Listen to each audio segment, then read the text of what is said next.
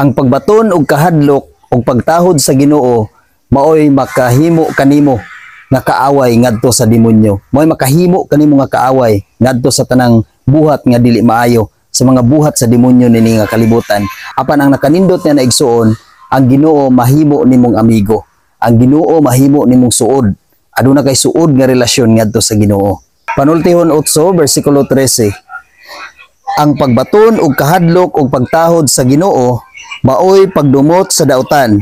Gidumtan ko ang pagpagarbo og pagkamapahitason, ang mga paaging hiwi og malimbungong mga pulong.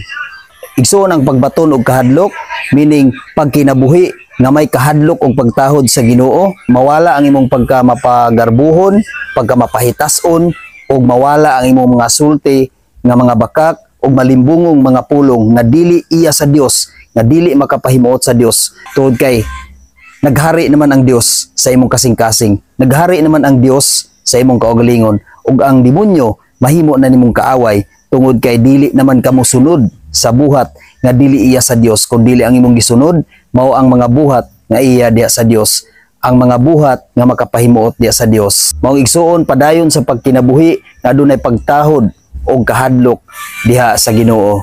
Amen. God bless sa tanan.